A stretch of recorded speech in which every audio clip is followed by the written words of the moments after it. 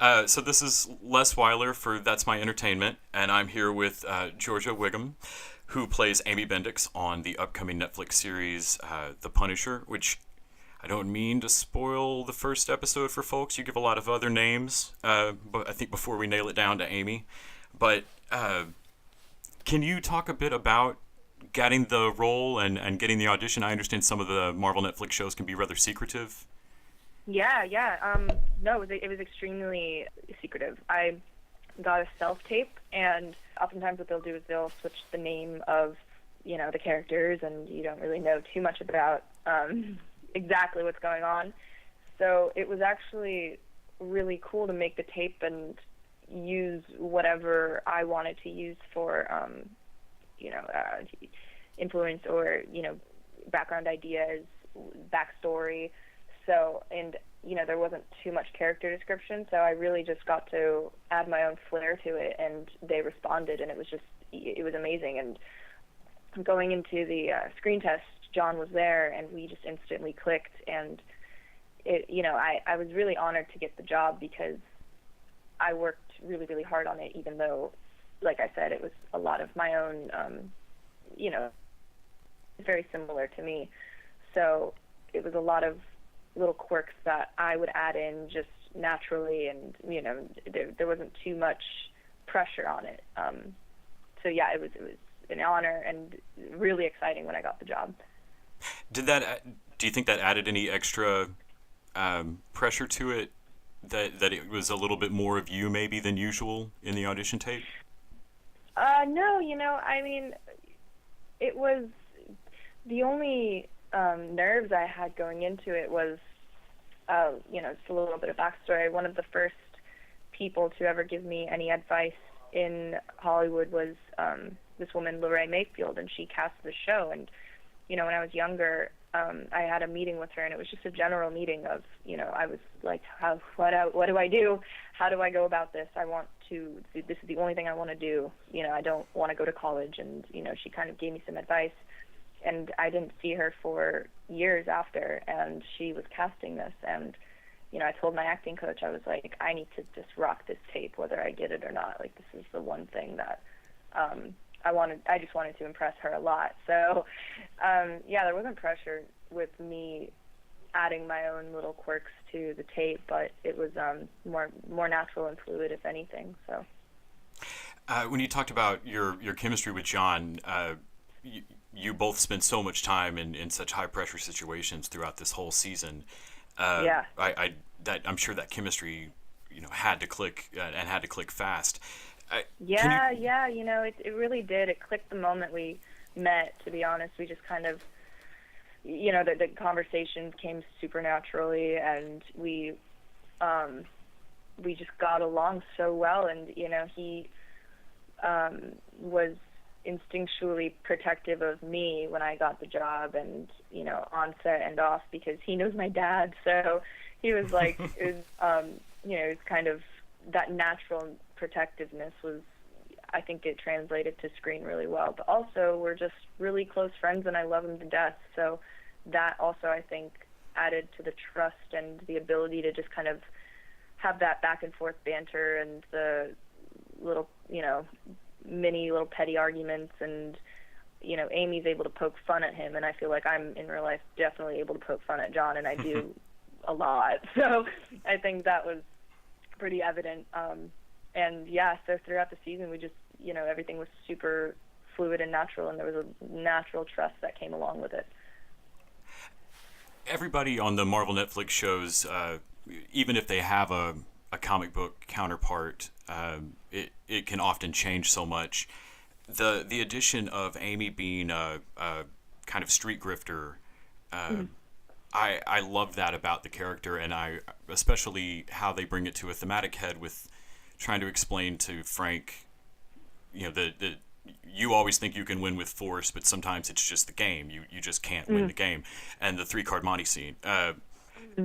What was the training like on a show where I'm sure everybody expects you to get some kind of arms handling training or weapons training or fight training? What was it like getting kind of grifter training for a role? Um, Or was that something that you already took to it? like, it's funny you bring up the 3-card Monty scene, because that was I totally just blanked on that. That was one of my favorite scenes, and we had a guy come and teach me 3-card Monty, so that was a little fun addition to the grifter side of Amy. And yeah, I mean, in terms of training, there wasn't too much literal training. I did a lot of research and on why do people do 3-card Monty, for example, and I learned what it was. I didn't even know what it was, to be honest. And I think just the process of creating Amy, with my acting coach, who's like my right-hand man. He's really important in my development of characters, and so I go to him for everything. And we crafted this character, and just by I grew up in New York City, and I kind of know the ins and outs of the streets and of Manhattan, and so just kind of getting back to my roots there was really cool. I don't think there was a whole lot of grifter training, but when they do the flashback scenes of the other teenagers in the hotel room, and just knowing that I was able to really connect with that. Were there any particular scenes that were directly influential into you kind of finding that balance between a hurt and human kid, but also this streetwise kind of hard ass? Yeah, I mean, I think Amy is really human, and she, like a lot of kids, I think she hides her vulnerability with a concrete outside, and she tries to keep it hard, and maybe that'll just not have people questioning anything. And I feel like the grifter that she is, I feel like that's kind of the mindset that a lot of the kids had, probably, where you don't want to be questioned about anything, so you put on this confident exterior. The more confident you are, the less people ask questions. Mm-hmm. And so I think that was her mentality going into it. But I mean, deep down, like I said, she's very much like me, and I think at heart, a pretty vulnerable an insecure person, and I think Amy has a lot of that to her as well. So finding that wasn't too hard, but definitely finding the balance, and having motive of why is she have that rock exterior at first. Mm-hmm. That was what was important, because you have to earn that in order for it to come off as believable and true. Something that I was eager to see how it would be handled when they even announced the Punisher show was just the handling of the character. It's so complicated to do, or so touchy to do right, since Frank is so easily not a hero who's going to stand alongside Captain America and be this clear force for good. Going into the show, was there anything? Had you seen, I assume, season 1? Was there anything that you were hopeful to see, or hopeful to not see?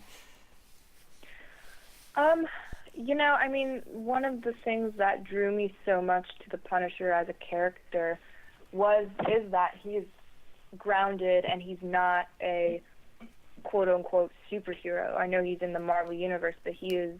Mm-hmm. It's a real person, and it's the real setting that is familiar to a lot of people. And I think I was really eager to see, just because he is a human, and I think that's what drew me to it, is how is he going to develop more in this season, and how is he going to expand on his connection with people. And because I think one of the things that draws me so much to film and television is when characters are real, and they're human, and they're flawed.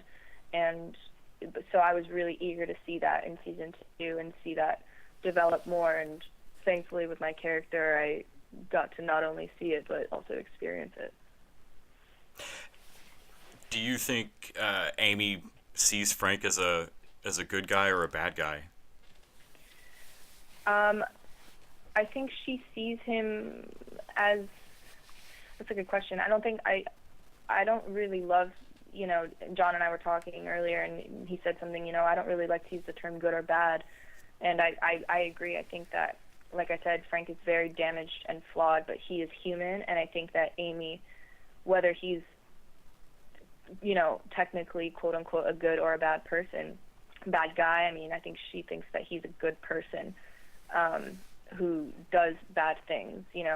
I think that Amy's stance on murder is she's not for it, but she sees why he does it, and throughout the season understands why he is this person that he is. And so I don't think that Amy puts a label of good or bad on Frank. I think she just knows, her love for him, and she gets to kind of see him for who he truly is, and maybe doesn't agree with what he does, but, I think there's the love for him, towards the end of the season kind of